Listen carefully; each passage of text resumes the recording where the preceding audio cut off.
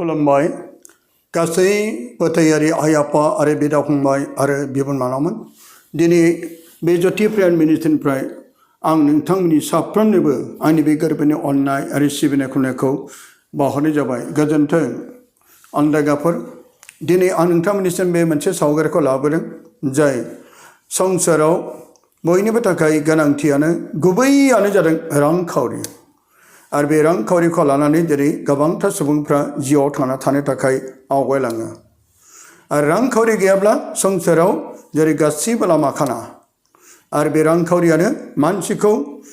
मोजाङाव लाबोयो आरो बे रांखावरियानो मानसिखौ आरो गोजोनावबो लाबोयो बे रांखावरियानो गोबां दानलाय सुलायावबो लाबोयो बे रांखावरियानो गोबांथार आरो बेबायदिनो हादराव हांगामा दानलाय सुलाय बेफोर गासैखौबो बे रांखावरिनिफ्रायनो जाबोयो रांखावरि गैयाब्ला न'खराव गोजोननाय गैया आरो रांखावरि थाब्लाबो न'खराव बेबायदि रांखावरिखौ लानानैनो गोबांथार जेंनाफोर नुजायो दिनै बेखौ लानानैनो बे धोनखौ लानानै बे रांखावरिखौ लानानै आं नोंथांमोननिसिम जेरै भाइरेल जाबाय थानाय जोंनि गेजेराव जेरै भाइरेल जाबाय थागासिनो जाय 500 रां नट बे 500 रां नटआव जेरै जोङो रामनि माखासे सावगारिफोरखौ जों नुनो मोन्दों जाय रामनि सावगारिखौ होनायनि माखासे भाइरेल ओंखारनाय आरो महात्मा गान्धीनि बै सावगारिखौ बोखारनानै बै रामनि मुसुखा एबा सावगारिखौ होनानै बे 500 रां नटआव होनायनि थांखिखौ लानाय बेफोरबायदि होनाय RBIआ माखासे थांखिफोर लागासिनो दं नामा बेफोरखौ लानानै जोंनि गेजेराव गोबां सोंलु सिखारदों जेरै लाल किल्लानि बै सावगारिखौ बोखारनानै जेरै राम मन्दिरनि बै सावगारिखौ होनायनि आरो बेखौ लानानै दिनै जोंनि गेजेराव माखासे सोंथि एबा माखासे गुलुं गुजुं जानायखौ नुदों नाथाय अनदायगाफोर फै थारैनो बे बाथ्राया बेसेबां सैथो थारैनो बेखौ RBIआ बेखौ गनायबाय दाबि एबा बेखौ नाजावबाय दाबि आरो बे थारैनो बे 500 रां नटआव बै रामनि मुसुखा एबा सावगारिखौ थारैनो होमारगोन नामा बेखौनो लानानै जों फै बिनि सोमोन्दै जों माखासे मिथिनि आवगायलांनि नोंथांमोना फारि फारि नैबे सावगारिखौ नोंथांमोना नायलांदो आरो अब्ला नोंथांमोना मिथिगोन फै जों जायगाफोर जेरै जोङो महात्मा गान्धीनि सावगारियाव आरो रामनि सावगारिखौ होनायनि आरो बेबायदिनो आरोबाव बै राम मन्दिर जाय राम मन्दिर अयोध्यायाव लुनाय बेखौबो होनायनि बेफोर माखासे सावगारिफोरखौ जोङो खोनानो मोनगासिनो दं नाथाय बे माखासे ससियेल मिडियानि गेजेरजों भाइरेल जानाय बेफोरखौ जोङो फोथायनो थाखाय गोब्राब मानोना जेरै इन्डियान सरकारा थारैनो बेखौ होनायनि थांखिखौ लामारदों नामा अनदायगाफोर दिनै जोङो रामनि बोरला आरो बे रामनि मुसुखा सावगारिफोरखौ नुयो आगोलावबो बेबायदिनो जोङो नुनो मोन्दोंमोन माखासे गिदिर गिदिर नेताफोरनि सावगारिफोर जेरै बे नटफ्राव जों नुनो मोन्दों नाथाय बेफोर गासैबो ससियेल मिडियानि गेजेरजों माखासे भाइरेल जानायसो बे माखासे नंखाय एबा फेक होननानै जों बेखौ मिथिगौ बेनिखायनो जोंनि गासै फोथायारिफोरखौ आं खावलायो बे गासैबो सैथो नङा जायखौ बिसोरो महात्मा गान्धीनि सावगारिखौ बोखारनानै बिसोरो नंखायै बेबायदिनो बाहाय भाइरेल जानो थाखाय आरो बिसोर फोसावदोंमोन मानोना जोङो बेखौ गले गले नुनो मोन्दों जाय नेताजिफोरनि दैदेनगिरिफोरनि गिदिर गिदिर सावगारिफोरनि जों जेरै नुदों बै समाव आरो बेबायदिनो दाबो नैबे रामनि सावगारिफोरखौ जों 500 रां नटआव जों नुनो मोननायखौ जोङो नुगासिनो दं अनदायगाफोर बे गासैबो होनायफ्रा आगोलाव जेरै नंखायमोन आरो दाबो नैबेखौनो फोरमायदों जाय 2024 मायथाइनि 22 जानुवारियाव बेखौ फोसावगोन होननानै एबा 18 जानुवारियाव फोसावगोन होननानै बे बाथ्राखौ माखासे फोरमायदोंमोन नरेन्द्र मदिनि गेजेरजों नाथाय बे गासैबो जाना थांबाय नाथाय दिनैसिम जों नुनो मोनाखै बे गासैबो नंखाय बेखायनो अनदायगाफोर अब्ला जों बे 500 रांनि गेजेराव जों सावगारिखौ नुनो मोनगासिनो ससियेल मिडियानि गेजेरजों जाय भाइरेल जानाय जाय जेरै रामनि सावगारि आरो बै राम मन्दिरनि सावगारिफोर जाय महात्मा गान्धीनि सावगारिखौ बोखारनानै रामनि सावगारिफोरजों बै ससियेल मिडियानि गेजेरजों होनायफोरखौ जों आगोलनिफ्राय नुगासिनो दं एबा खोनागासिनो दं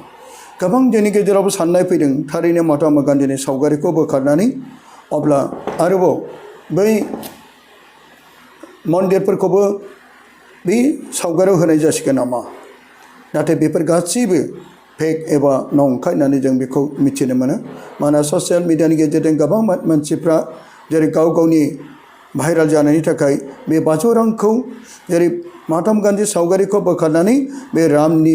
सावगारिखौ होनाय जासिगोन होननानै माखासे बिथांमोना बे भाइराल होनायखौ जों नुनो मोनदों। बेनिखायनो अनदेगाफोर जों बाहाय नाथाय जोङो फोथायनो नाङा बे गासैबो नंखाय। मानोना जाय बेबायदि होबाय थानाया आगोलनिफ्रायनो बे होबाय थादों। नाथाय जों रिजार्भ बेंक अफ इन्डिया नाथाय बिथांमोननिफ्राय जेब्लासिम गनायजानाय फैया अब्लासिम बेखौ रावबो गनायनानै लाया एबा बेखौ नाजावा। मानोना रिजार्भ बेंकनिफ्राय माखासे फोसावदों बे गासैबो सेन्ट्रेल बर्डनिफ्रायसो जायो। नाथाय बिथांमोननि सेन्ट्रेल बर्डनिफ्राय बे माखासे रामनि सावगारिखौ होनांगौ होननानै बिथांमोननिफ्राय जेबो डिक्लेयार खालामनाय जायाखै। जेरै माखासे सावगारिफोर जों नुनो मोनदों। जेरै नरेन्द्र मदिनि आरो माखासे दैदेनगिरि जेरै बिथांमोननि सावगारिखौबो होनो हागोन नामा बेफोरबायदि नुनाय। नाथाय अनदेगाफोर बे गासिबो फेक। बेनिखायनो ससियेल मिडियानि गेजेरजों बेफोर होनाय सावगारिफोरखौ नुनानै जों गोबां मानसिफ्रा सोरबाबा रंजादों, सोरबाबा नाथाय जोंनि गेजेराव गुलाय गुजाय जादों। नाथाय अनदेगाफोर फै बेनिखायनो जों बेफोर होनाय सावगारिफोरखौ लानानै जों गनायनो नाङा एबा जों बेखौ गावजों गाव सोबथुलायनाङा। जाय रिजार्भ बेंकनिफ्राय गनायजानाय नङाब्ला, रिजार्भ बेंकनिफ्राय बे गासैबो फोसावजानाय नङाब्ला अब्ला बेफोर गासैबो जों नंखाय होननानै जों बेखौ मिथिना लानांगोन। अनदेगाफोर मानोना बे गासैबो होनाय सावगारिफोर रिजार्भ बेंकनिफ्राय जायफ्रा होनाय सावगारि बेनो बाहायजाबाय थानाय जागोन। जाय जेरै महात्मा गान्धीनि सावगारिखौ बोखारनानै रामनि सावगारि होनाय बेफोर गासैबो जेरै गावसोरनि माखासे कम्पिउटारनि गेजेरजों बिथांमोना बोखारनानै बेखौ होनाय जादोंमोन। बेखौनो जों फेक होननानै बेखौ मिथियो अनदेगाफोर। बेनिखायनो जोङो दिनै बे 500 रां एबा बै गुबुन गुबुन राङाव रामनि सावगारि एबा गुबुन गुबुननि सावगारिफोर होनायफोर नुयोब्लाबो जों बेखौ फोथायनो नाङा। मानोना अनदेगाफोर जोंखौ जेब्लायबो जाय सरकारनि गेजेरजों एबा जाय रिजार्भ बेंकनि गेजेरजों थार गनायथि मोननाय नङागौ मानि जों बेखौ जोंनि गेजेराव फैनो हागौ मालाबा बेफोरखौ जों गनायनो नाङा। जों बयबो मिथिगौ रांखावरि सना रुपा गासैबो बयनिबो आखायाव थानो हागौ। नाथाय आरोबाव जों नुनो मोन्दों मोनसे फट' जाय गणेशनि, बे राङाव जेरै गणेशनि सावगारिफोर आरो बे गणेशखौनो जायफ्रा बेखौ इसोर होननानै फोथायो अब्ला बे इसोर होननानै फोथायनाय बे गणेशआनो दिनै सोरबा देहा फानग्राफोरनि आखायाव थाहैनांब्ला अब्ला बेसे बे गावसोरनि इसोरखौ फाननाय बायदि जागोन। मालाबा बियो गाज्रि खालायदिफोराव गोग्लैगोन। बेनिखायनो गोबां मानसिफ्रा बिनि थाखाय सोंदों अब्ला बे सारिनि सावगारिखौ साफाय मारोब्ला माब्रै जागोन? अब्ला भारतनि सरकारा बेखौ सोरबा देब देबिनि मोदाय मोदायजोनि बे सावगारिफोरखौ होनानै अब्ला बे सावगारिफोरखौ होनायनि गेजेरजों जों मा मिथिनो मोनो? नोंगौ गावसोरनि गोथार इसोरखौ फाननाय बायदि जायो। मानोना बियो गोबांथार गाज्रिफोरनि आखायाव गोग्लैहैनो हागौ। अब्ला बे गाज्रि जायगायाव बे सावगारि हैजानोबो हागौ। देहा फानग्राफोरनि गेजेराव, जौ फानग्राफोरनि गेजेराव आरो बिदिनो सोरखौबा मार्डार खालामनाय, दानथारनाय सुथारनाय। अब्ला बे थार इसोर होननानै नाजावजानाय अब्ला बे इसोरानो दिनै गाज्रिफोरनि आखायाव गोग्लैयोब्ला अब्ला बे गावसोरनि इसोरखौनो बे थाखानि सावगारियाव होनानै अब्ला गाज्रि लामायाव आगान सुरनानै बेखौ जोङो एबा गोथार जायगाखौ जोङो दोननांगौ जायगायाव जों बेखौ मा खालामो? गाज्रियाव बाहायनाय जायो। नाथाय रिजार्भ बेंकआ बेखौ मालाबाबो गनायाखै। बेनिखायनो अनदेग्राफोर जों मालाबाबो फिननो हायो। रिजार्भ बेंकआ जेब्लासिम बेखौ गनाया अब्लासिम जों बेखौ नाजावनाय जाया। बेनिखायनो जों गोबां जोंनि गेजेराव सोंलुफोर फैदों। रिजार्भ बेंकनि जाय गभर्नर बिथांमोना बुंगासिनो दङ बे गासैबो रांखावरिफ्रा डिजाइन बानायनायफ्रा गासैबो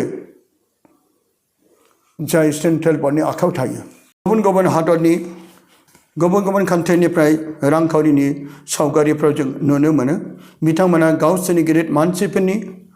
बे सावगारिफोरखौ जों नुनो मोन्दों। नाथाय जोङो सोरबा बाहाय आमेरिकानि एबा लन्डननि बिथांमोना गावसोरनि इसोरखौ खुलुमो। जेरै आमेरिका आरो लन्डननि मानसिफोरा जेरै फोरबो जिसु ख्रिस्ट'खौ खुलुमो। नाथाय बिसोर फोरबो जिसु ख्रिस्ट'नि सावगारिखौ बे गावसोरनि डलार एबा पाउन्डआव बेनि सावगारिखौ जों नुनो मोनाखै। जेरै चाइनाया जेरै बिसोर बुद्धिस्ट धोरोम आरो बिथांमोना बे बुद्धिस्टनि सावगारिखौ जों बेहाय नुनो मोनाखै अलदागाफोर मानोना बिथांमोना गियानि एबा सानसुमै गोरों जुदि प्रभु जिसु ख्रिस्टनि सावगारिखौ होयोब्ला बे रांखावरिया बे सावगारियाव होजायोब्ला बे रांखावरियाव जुदि सावगारि जुदि होजायोब्ला जिसुनि सावगारि होजायोब्ला अब्ला बिसोरो मिथिगौ बे रांखावरिया मालाबा बबावबा गारजानाय जागोन मालाबा अर खामनायफ्राव खामजानाय जागोन मालाबा बेखौ गाज्रि खामानियावबो बाहायनाय जागोन आरो गोबां इनाय खामानियावबो बेखौ फानलाय बायलाय आरो गावजों गाव बेबायदिनो देहा फाननायफ्राव गाज्रि खामानिफ्राव बाहायनायफ्राव बेखौ लांनाय जागोन बे मोजां आरो खामानि मोननैयावबो बाहायजायो जायनि थाखाय बे ओनसोलाफोरबो जिसु ख्रिस्टनि सावगारिखौ जोङो नैबे आमेरिका एबा लन्डनाव जोङो बिथांमोननि पाउन्ड एबा डलाराव जों बे रांखावरिफोरनि सावगारिफ्राव फोरबो जिसु ख्रिस्टनि सावगारिखौ नुनो मोनाखै बेनिखायनो जोंनि बे भारत हादरनि जेरै बे माखासे रामनि आरो बे अजयदानि सावगारिफोर थायोब्ला अब्ला बे गेदेरथार गोरोन्थि जागोन मानोना गावसोरनि नोंगौ इसोरखौनो जेरै बे सोरनिबा गाज्रिनि आखाइयाव सोरबा खालाय दैफोनाव सोरबा बिदिनो बाजाराव बिनि आखाइयाव मैलाफ्राव बेखौ बे गोथार इसोर होननायखौनो बिसोरो मैलायै बाहायोब्ला अब्ला बे गोथार जायगाखौनो बिसोर खालाय खालामनानै लानाय जागोन जेरै जुदासआ अनसला फोरबो जिसु ख्रिस्टखौ 30 रांनि फाननानै दिनै बियो फोरबोखौ फानदों थिग बिदिनो बै थाखा फैसाखौ गावसोरनि बै इसोरखौ होनानै बेबायदि खालामनायाव जानो हागौ बेखौ जुदासआ जेरै फानदों बेबायदिनो फाननायखौ फोरमायनाय जागोन बेखायनो अनदाइगाफोर दिनै जों फै नाथाय बे माखासे भाइराल जानाय सावगारिफ्रा नंखाय बे गासै फेक जों बेखौ गनायनानै लानो नाङा जोङो गाव गावनि इसोरखौ फोथायनायाव खुलुमनायाव आवगायलांबाय थानि फै बेखौ बुंनानै फोजोबबाय गोजोन्थों जिसुआ बाख्नाय जाथों